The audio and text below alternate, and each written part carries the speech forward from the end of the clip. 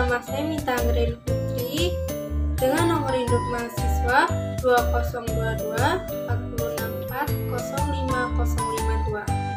Saya di sini akan menceritakan cerita rakyat yang berjudul Sang Surya.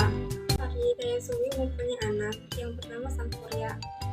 Ia selalu suka memburu rusa di hutan yang ditemani anjing hitam yang bernama Tumang, yang tidak lain itu ayahnya sendiri. Pada suatu hari, Sang Surya berburu hewan di tengah hutan. Sampai siang hari, ia belum mendapatkan hewan tersebut.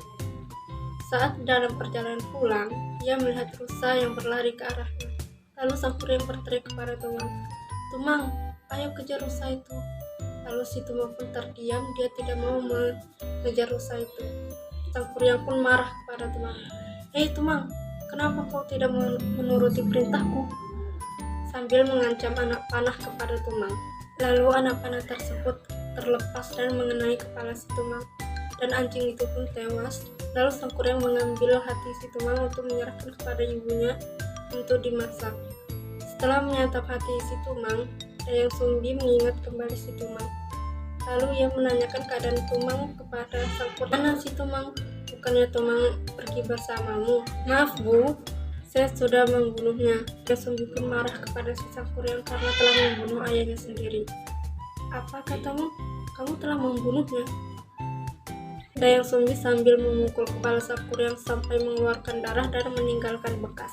Dan Sang Surya pun pergi memburu di tengah hutan, dan ia berpikir ia melakukan itu semua hanya untuk menyenangkan hati ibunya. Dan Sang Surya berpikir karena ibunya tidak menyayangi dia lagi, dia meninggalkan ibunya. Sejak saat itu Dayang Sumbi pun sering sekali duduk terenung karena menyesali perbuatannya dan membiarkan putranya pergi meninggalkannya. Setiap malam Dayang Sumbi berdoa agar dapat bertemu kepada putranya kembali. Dan Tuhan pun mengabulkan doanya. Tuhan memberinya kecantikan yang abadi supaya dapat dikenal oleh putranya. Sementara itu Sang Surya berada di dalam goa dalam keadaan pingsan. Setelah sadar, dan ia bertanya, "Kakek siapa? Aku di mana?" Dan kakek pun menjawab, "Tenanglah anak muda, aku seorang pertapa. Kamu sekarang berada di dalam goa." Kemudian Ki Ageng menanyakan asal-usul si Sang Surya. Namun si Sang Surya tidak mengingat apapun dan tidak mengingat namanya sendiri, dan si pertapa memberikan nama ia Jaka. Ki Ageng mengajari ia bela diri dan ilmu kesaktian. Dan Jaka pun meminta izin kepada Ki Ageng karena ia merasa bosan. Ia ingin menelusuri hutan. Karena ia merasa sangat haus, dia mampir ke sebuah pondok untuk meminta air minum. Rupanya penghuni pondok itu adalah seorang wanita yang cantik jelita, yang tidak lain itu adalah Dayang Sumbi sendiri. Dayang Sumbi tidak pernah mengira bahwa si Jaka itu adalah putranya, dan akhirnya ia pun jatuh cinta kepada si Jaka. Dan Jaka pun langsung melamar Dayang Sumbi. Suatu hari si Jaka meminta calon istrinya untuk merapikan ikat kepalanya. Betapa terkejutnya Dayang Sumbi saat merapikan ikat kepala si Jaka. Nah, ia melihat bekas luka yang ada di kepala si Jaka. Bekas luka itu mirip sekali yang ada di kepala putranya. Namun Dayang Sumbi pun menanyakan bekas luka itu kepada si Jaka. "Kenapa ada bekas luka di kepalamu?" Jaka berkata bahwa ia lupa tentang masa lalunya. Ia bercerita kepada Dayang Sumbi bahwa ia ditemukan oleh si peterpa di hutan dalam keadaan luka parah. Dayang Sumbi meyakinkan Jaka bahwa calon suaminya itu adalah putranya sendiri, si Sang Surya. Dan Jaka pun tidak percaya. Karena ia sudah mencintai Dayang Sumbi, ia pun tetap ingin menikah kepada Dayang Sumbi. Dayang Sumbi meminta si Jaka untuk membatalkan pernikahan. Dan si Jaka pun tidak mau membatalkan pernikahan karena si Jaka sudah mencintai Dayang Sumbi.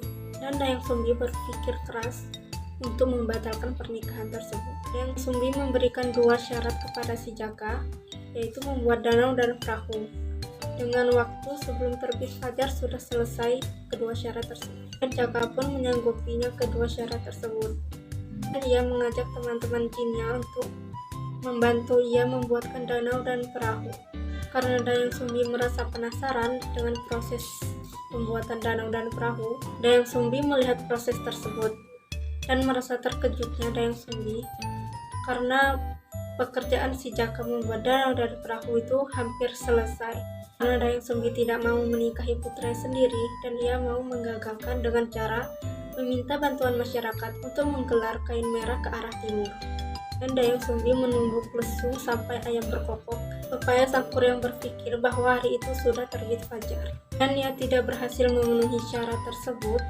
Ia pun merasa kecewa pada dirinya dan ia menjebolkan danau yang sudah dia buat sampai banjir dan ia menendang perahu yang sudah ia buat sampai terhanyut dan tertelungkup dan menjadilah tangkuban perahu. Sekian cerita anak dari saya akhiri. Wassalamualaikum warahmatullahi wabarakatuh.